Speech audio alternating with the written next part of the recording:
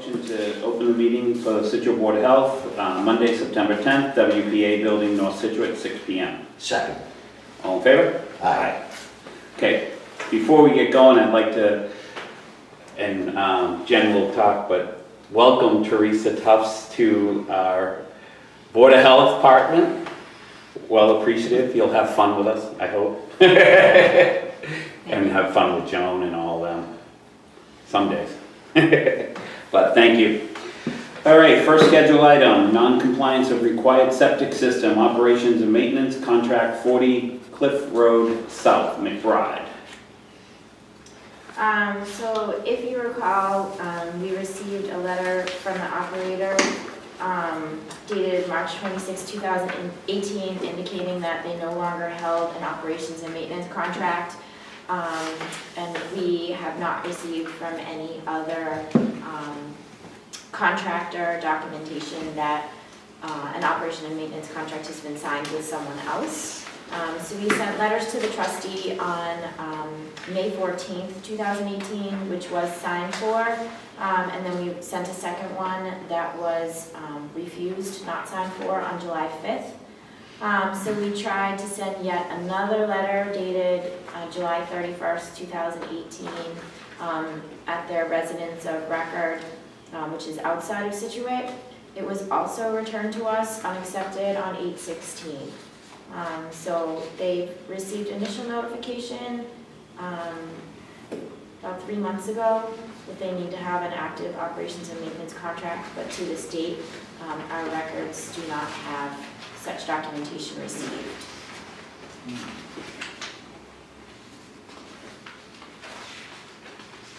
Seems to be becoming more commonplace. This is like a third or fourth one this year. Yeah, I mean,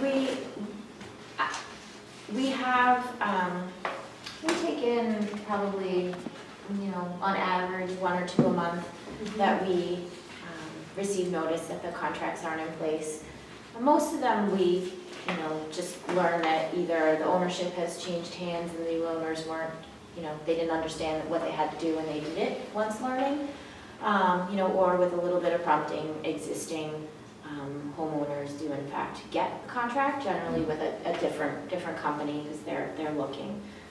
But you have seen several this year where we've made repeated attempts without success to reach out to homeowners, most of whom don't live at the residence that we're talking about in Scituate. They live outside, they use it seasonally or etc. So it's a little harder to reach some folks. So one they signed for, the other 2 they didn't sign for and returned. Yep, so the very first letter that we sent on May 14th was signed for. The subsequent 2, July 5th and July 31st, were not signed for. And that July 31st letter was sent per your vote at the meeting the day before on, I believe, July 30th. So we gave them until this meeting to provide that required information. Right, and they haven't, so basically the action we're looking at here is what we've done with the other ones in the past, but pretty much staying in the same mold. Put them on notice, 14 days. They don't go, then we have more of an official meeting to work our process to condemnation. Is there anyone in the house? My understanding is that it is seasonal, but I can't say for certain. Obviously I'm not there Right. all the time. My final kind of thought to reach them, would be to actually leave notice with copies of all the letters at the house itself. So documenting that it's not just a Title V violation, but in fact a housing code violation. By documenting that it's a housing code violation, we can legally leave notice at the place of record. So at the house in Hammerock, we can leave it there and see if by chance, if it's rented, the renters say, hey, there's letters, basically at your doorstep, what's going on, here you go. Or if they come to, close up their house, they'll get it that way. That's the only other way I can think to reach somebody who lives so far away. Plus too, I see different names on here, and Yeah. trustee, that could be an attorney, and they might not have a clue, and the homeowner might not even know, because, Yeah, and that doesn't matter. We still have to follow through with what we have to do, but, yeah. Right, but they're both under the same address too, the trustee and the Yeah. Nicholas. Yeah,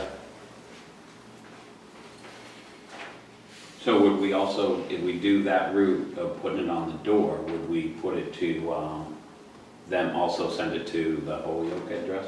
we certainly can. I mean, we can try, yet again to reach Holyoke. They haven't signed for the last 2 letters in the last 2 months, but we certainly can. And that way they do can't both. come back, oh, well, the guys didn't give it to us, but you also got it too. Yep, I think that might be we a can better way certainly to do try that. both ways, but then, yeah, like if, my thought was that would be the only other way we could try to reach them that we haven't tried already. Mhm. And then if that doesn't work, then yeah, then it's unfortunately moved down the road that nobody wants to go down, but, yeah. Okay. Well, I don't know, I'm gonna follow through with this one. Yeah. Yeah, we've gotta follow through with protocol anyways, we kind of set the precedent. give so. one more chance. Yeah, okay. All right, make a motion, move to have notice delivered to the 40 Cliff Road South property, ordering the owner of the septic system serving that property to reinstate the required operation and maintenance contract for the system within 14 days of this hearing, and provide a signed copy of the contract to the Board of Health office upon execution. This order will document that failure to do so will result in a subsequent hearing before the Board of Health and may lead to enforcement, including determining that the system is failure and possible condemnation of the property. Second, all in favor? Aye. All right. And then we'll also send it certified mail to keep that consistent. Yeah. Okay, discuss and vote conditions of dumpster area at Scituate Tavern.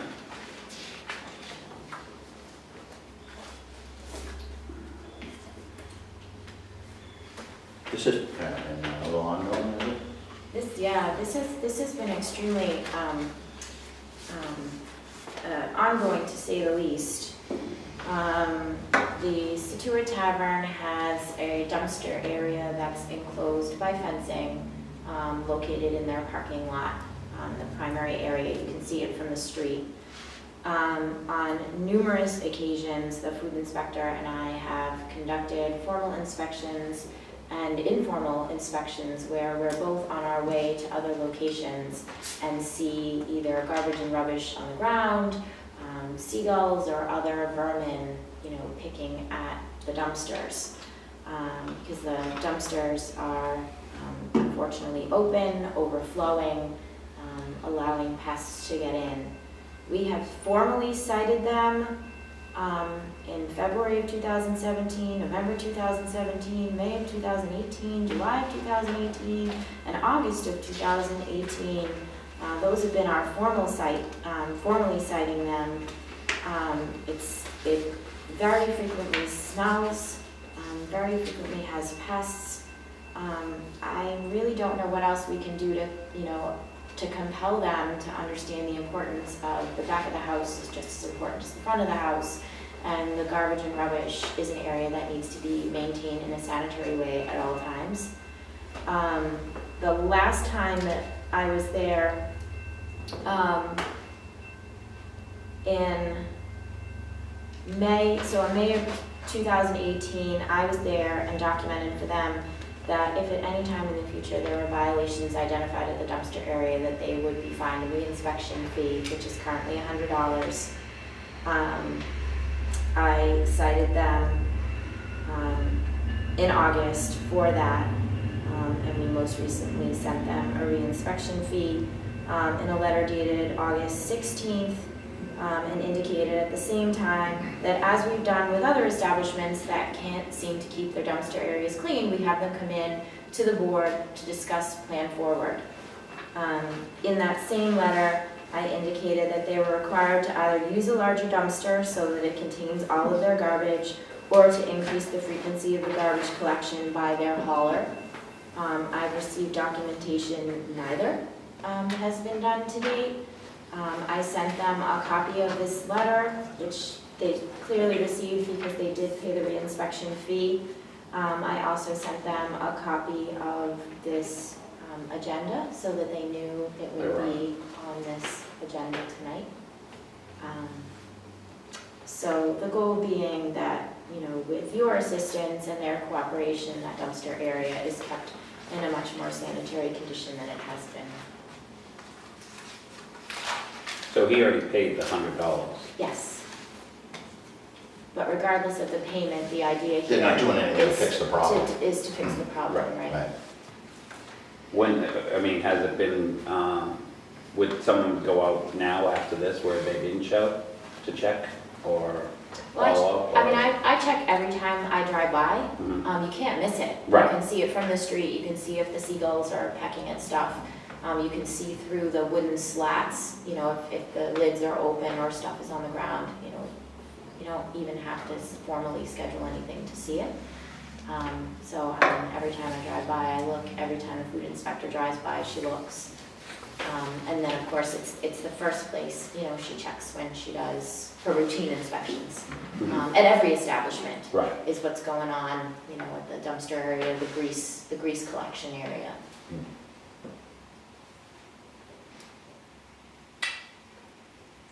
So we can certainly ask them to come back in at a subsequent meeting to have that discussion if you like.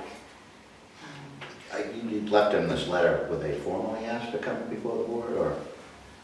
So, yeah, so this letter. You left him the agenda, Yeah, saying so. in the letter. Yeah. Yeah, so the final piece of the letter indicates, at this time I have no choice but to assess a reinspection fee of $100, and the matter will be discussed by the Board of Health at its regularly scheduled meeting on September 10th, 2018 at 6 o'clock at the WPA building in North Scituate. So I don't, between that and then sending them the agenda on Friday, I'm not really sure how else to notify them. Yeah, so there's a complaint made, you go down and inspect, they fix it at that time, or they don't fix it, or Yeah. they Yeah, fix it right They away? fix it right away. But it's just habitually that they have a problem. Yeah. So it's like, I mean, the fix of it would be to get a bigger dumpster or pick And up keep, more and keep it pickups. closed. Right. You know, it's everyone's responsibility when you bring rubbish or garbage out to the dumpster, you open the lid, you put the stuff in, and you close the lid so that the pests, you know, the seagulls can't have it strewn all over the place. Mhm. I will spare you the details of the description from the last time I was there, but it was the worst I've ever seen it. And it's something that I never want to see again at a dumpster, and that's saying a lot. But you don't want to see certain things at a dumpster. yeah, that's Fine, especially with the customers that are going by that too. Exactly, Yeah. exactly. Well, that's his business, that's his own thing. Right. I mean, that's only gonna hurt yourself. You're shooting yourself in the foot on that one, but we can't have it as a town standard to have something like that. I would suggest that maybe we have them come here and discuss a plan. Yeah, I mean, especially if it's gonna continue, that's not right. It's a waste of time, it's a waste of his money. I mean, it's gotta be a solution, but I think he's gotta come before us and talk about it. Oh, we're gonna have to come up with a plan for him. I'd rather work with him. I mean, that's the way it's supposed to work. Yeah. Yeah, I mean, we've had other dumpster issues at other locations, and they've come before the board. It doesn't seem unsolvable, that's for sure. Exactly, Yeah. exactly, and that other issue, you know, that I think came before you, if not, at least twice, if not 3 times. Yeah, and I don't think Monday night's That's a got bad much night. better. I don't think Monday night's a bad night for a restaurant owner to come and meet us. It's not like it's a Saturday night. We're not taking from them. Yeah, I would say at the next meeting. Okay, Would you the next agree one? with that? Yeah, I agree. Yeah. Do we need to make a motion on that, or is that, make a motion to have a representative or Mr. James Mulvey from Scituate Tavern to come before the board to discuss the dumpster issues at 39 Jericho Road, Scituate, Mass. I think it's September 24th. Yes. Second? All in favor? Aye.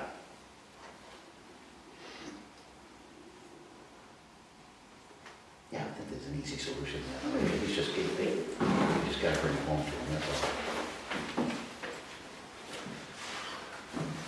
Cool.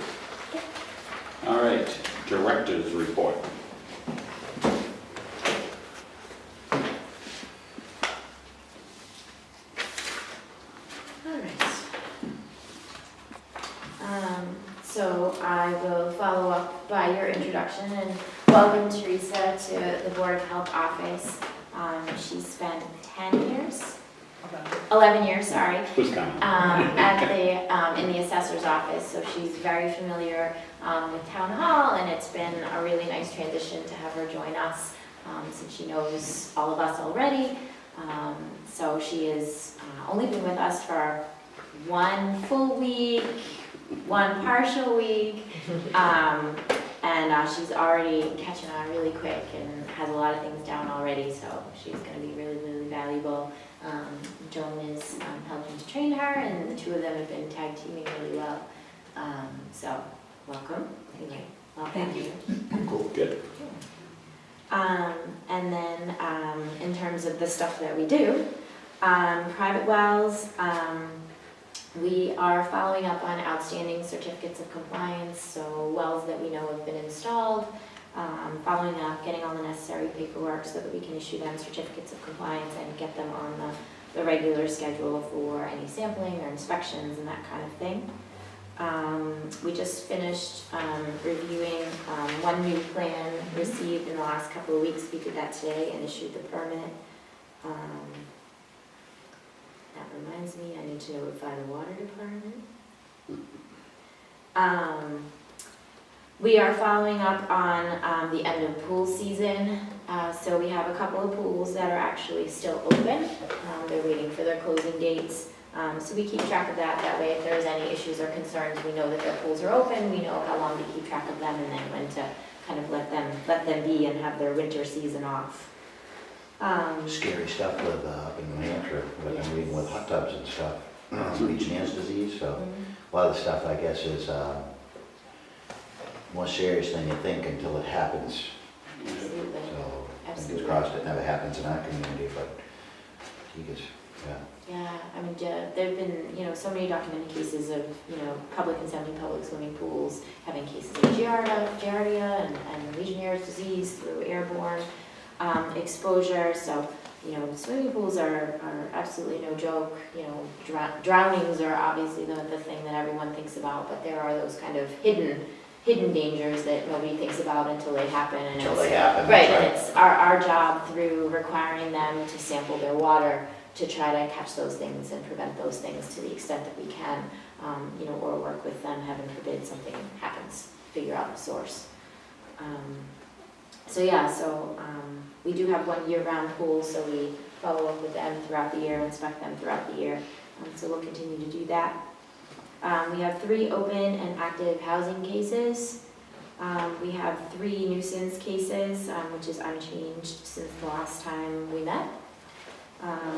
Since the last time we met, the Scituate Hoarding Response Team, which is chaired by myself and Laura Minier, the Manager of Social Services, we have received a mass housing grant for hoarding services in the amount of $4,000, which is the highest amount that they award to communities and nonprofits.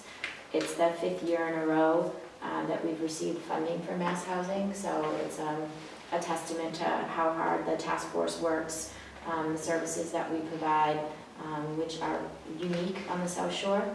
So we're not only serving the Scituate community, but we're also serving the greater South Shore community with the support groups and therapy.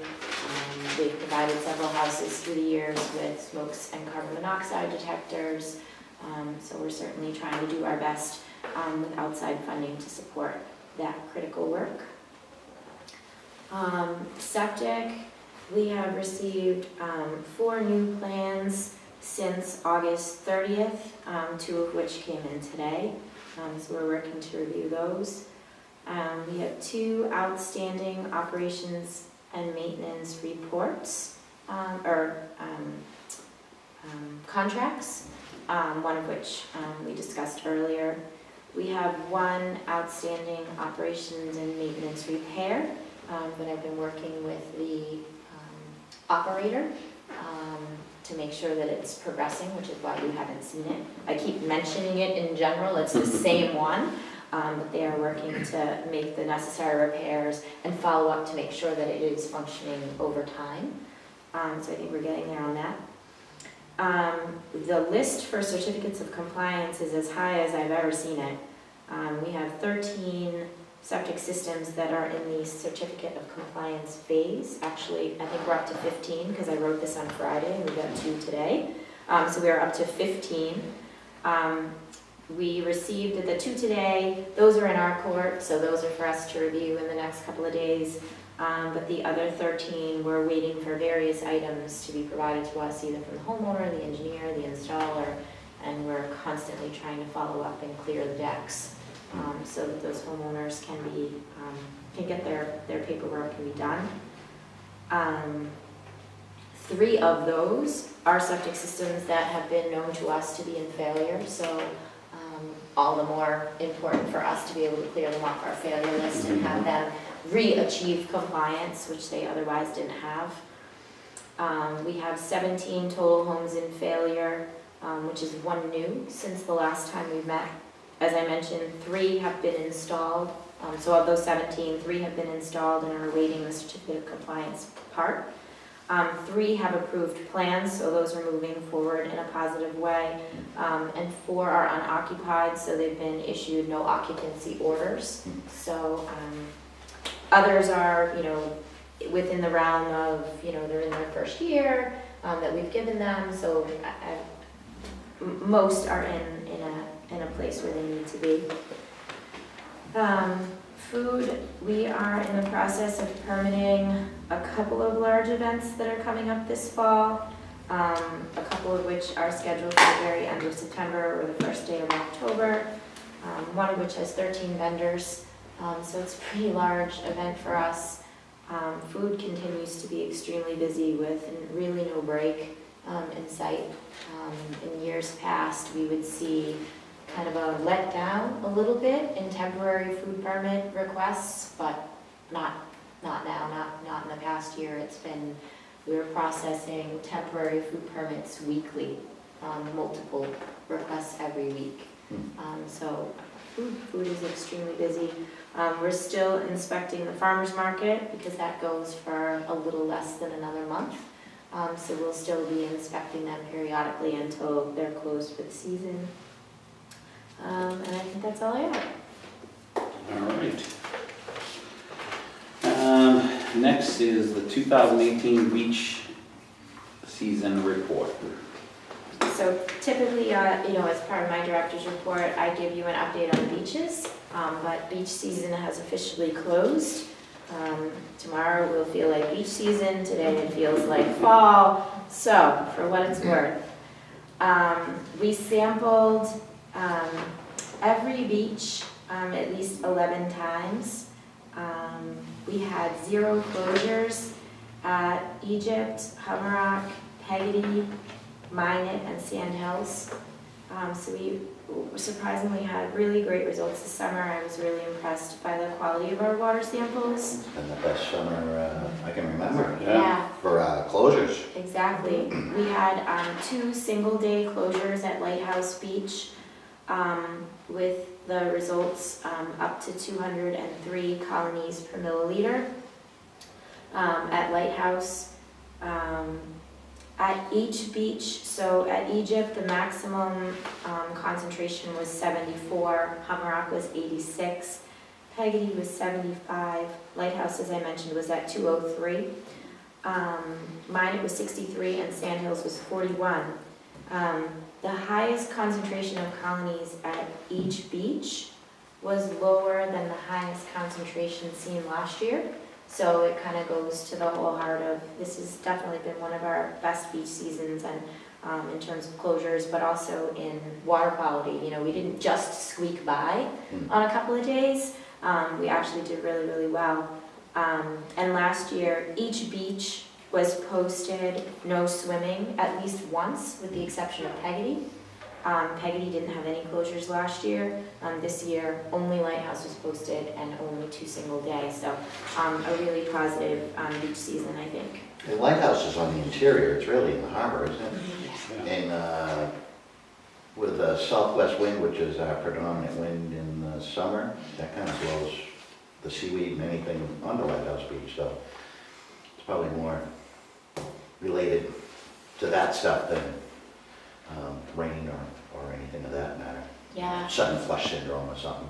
Yeah, we were really fortunate. I think we only had 1 or 2 weeks where we were sampling either on rainy days or just after a rainy day. So the stormwater input was very minimal this year, which also goes to the heart of, we had a really good beach season, probably in part because we didn't see a lot of those sudden stormwater events, which is nice. So I've provided you kind of that written summary, which is the first page. And then, so if you want to see the data, I've done it 2 ways like I do every year. I've done it by beach so that you can see the progression of the results through the summer at each beach as an individual beach and whether it was collected within 24 hours of rain or not. And then the last page at the bottom, I've done it by date, so it gives you the ability to compare across dates by beach. So you can look within a beach or you can look across beaches if you want the details, but that was the summary. Not much to worry about. No? So that was Good year. it was good, yeah, it was a good year. Well, for my good. All right, November 14th, 2018 Board of Health meeting date. So we currently have a Board of Health meeting scheduled for November 14th, but that is the same date now that special town meeting is scheduled. So my suggestion is that we simply cancel our meeting so that, we all have the opportunity to go to the town meeting. There's no conflicts.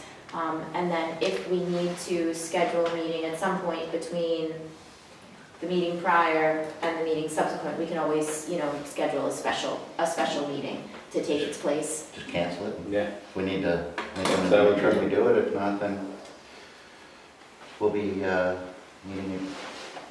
special town meeting.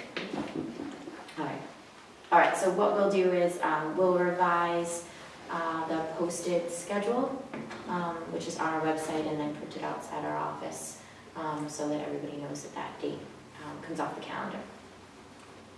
Okay. Old business, none. Other business, administrative invoice approvals and meeting meetings.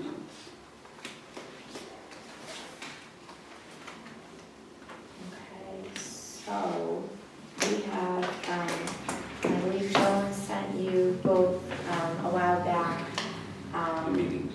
the minutes for May 30th, June 11th, and June 25th, all of which occurred during the previous makeup of the board, so prior to Wendy's appointment.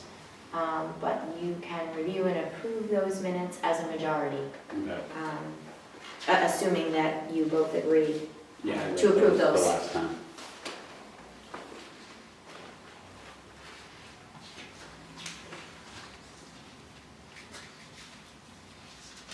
Yeah, there were some days. Did you see anything that was? No.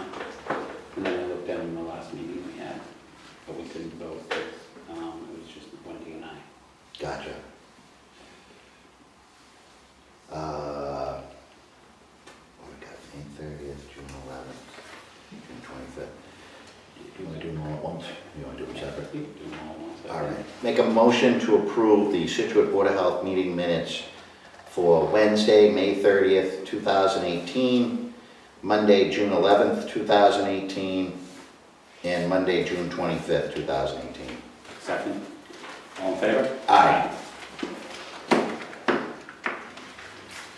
Thank you. So we will get those posted this week. And then we have invoices. I thought there was no invoice. I was gonna say, what's wrong?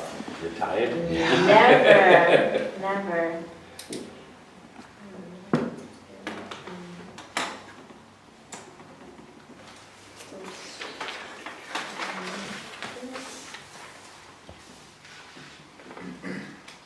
Those on flu vaccinations already? Oh, yeah, I should mention 2 things. Sorry, if you don't mind.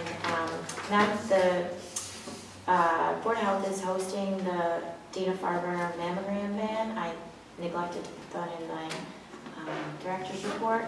That is this Thursday. The van will be located at St. Luke's.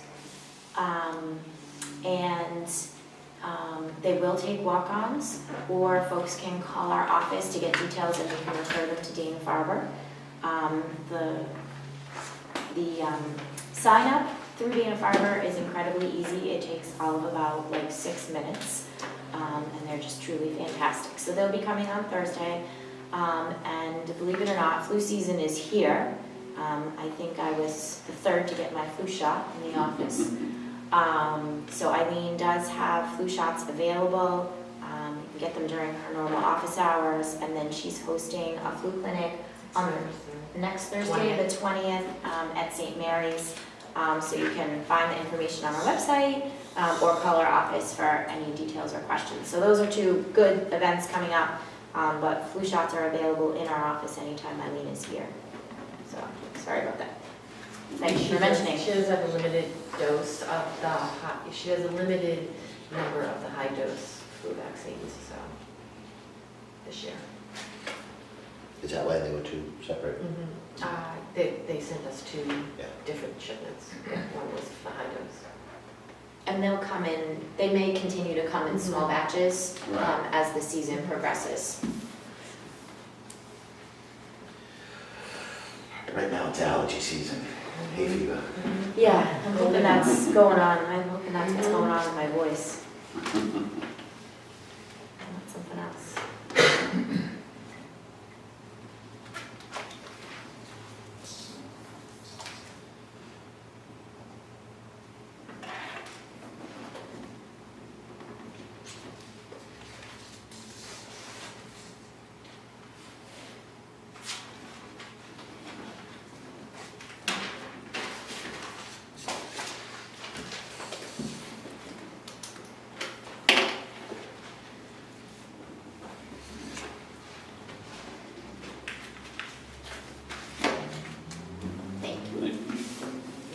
And then, do you want to come up and walk in, state your name and address? Sure.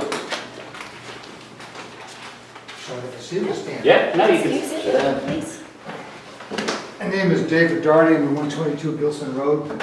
Mr. Russell knows me, I haven't met you, Mr. White. Yep, David, nice to meet you. nice to meet you. And there's a third member of Leniak, is she here tonight? She's not here today. Sean Harris probably is aware of what's going on. You probably are too. I was in 2012 about the wind turbine, about noise and all that. We went through that with the Board of Health. And I'm currently involved with the Board of Selectmen.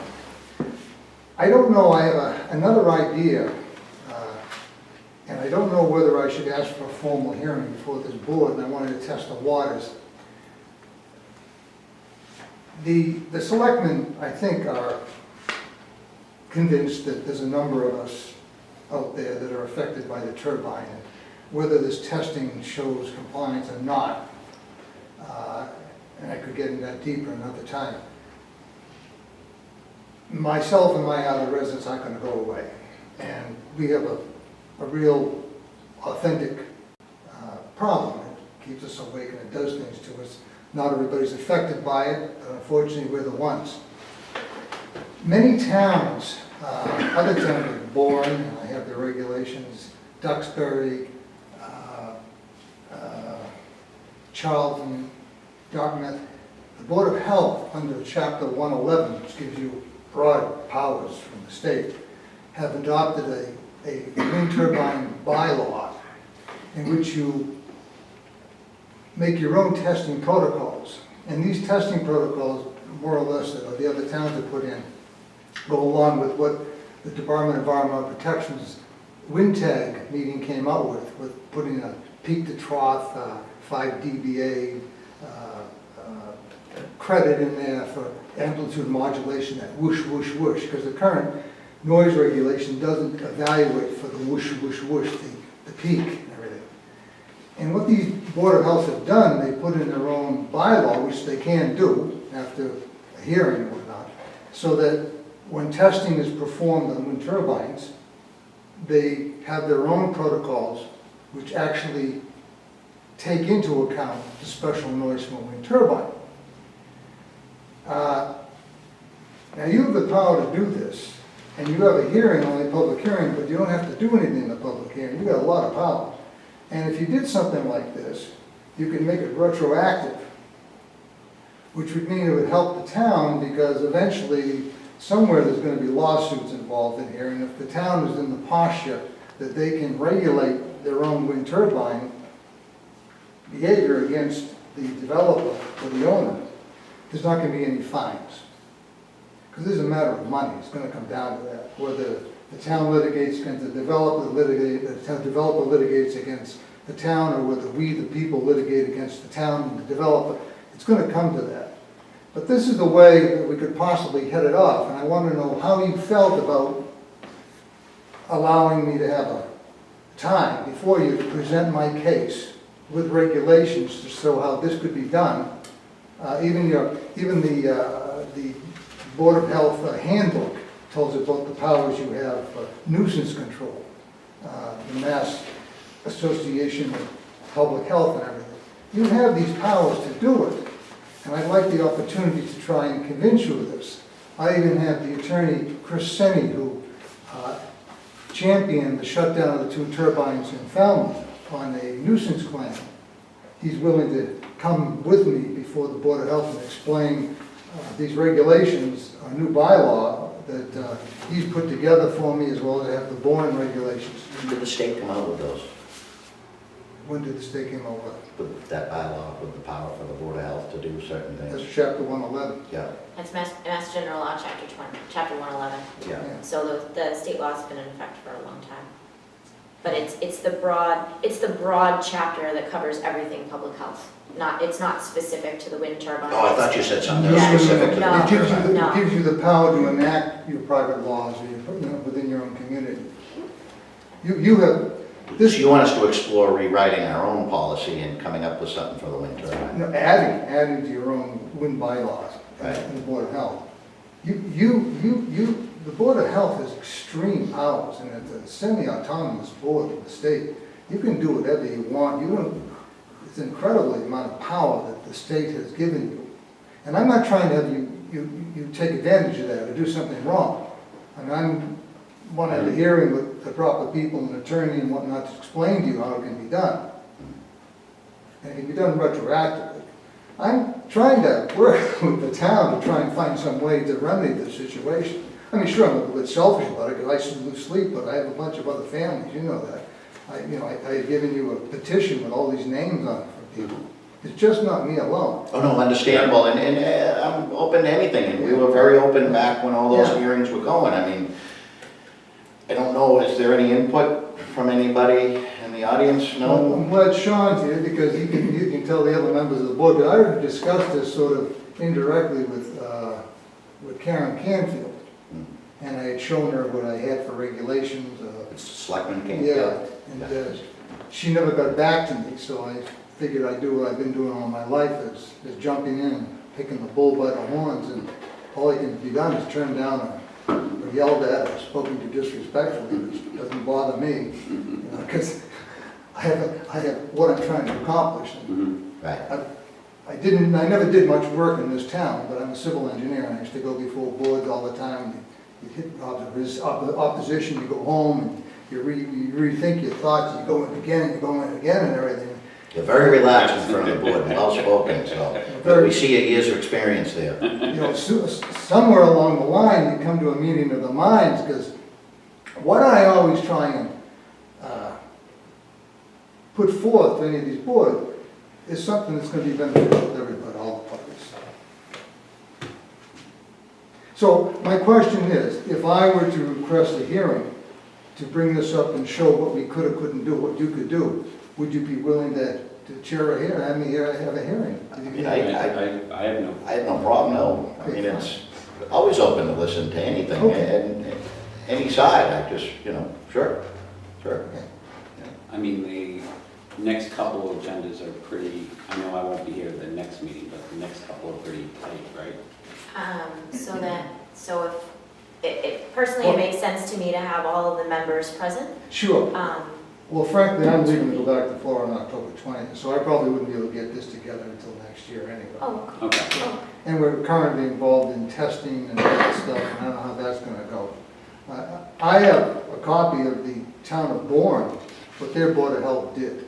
to give you some idea, if you want a copy. Sure, you can leave that with the agent, that's fine, yeah. You read through that. And what I'll do is I'll Sure. scan it tomorrow and I'll email it to the members so that they can review it in advance. And I got a draft of some other ones that, if you really want to look through, it and give you some idea what's going on. That's the draft that Chris Senni put together. He was paid to do that. I paid him much money for his advice, because I'm no attorney. And he put together that. And you'll note that one of the provisions put in there that is retroactive. Again, you have these powers to do this. No, we'll look them over and then, you get that, we'll be glad to sit. And then, the other things too, I remember somebody talking about they want to put a second turbine in. Well, I hope if they do that, they don't put it close to me, but the only other area I think is next to the landfill area, which is only another 500-600 feet away. But if you do put a bylaw in for wind turbines, then any new turbine would have to be built according to your own bylaw. And most of the bylaw in here, all this does is it sets up a testing protocol, which again is basically the results of the 3-month wind tag meeting that the Department of Environmental Protection put together to come up with the solution to amend their own regulation, then they never did it. Currently, I've got registered letters into Marty Suberg at the DEP asking them why they haven't implemented this. Because right now, Scituate's paying $50,000 to have that turbine tested again, but by the old regulations, the noise regulations, the current one. And even Al Bangert, the head of the DPW and special project manager, said it last year before the selectmen that the current regulation doesn't properly evaluate the noise from wind turbines. It doesn't take the impulsive noise, the whoosh, whoosh. It measures an average of the height. So what happens is you get a maximum in here, and the actual value is higher on a scale.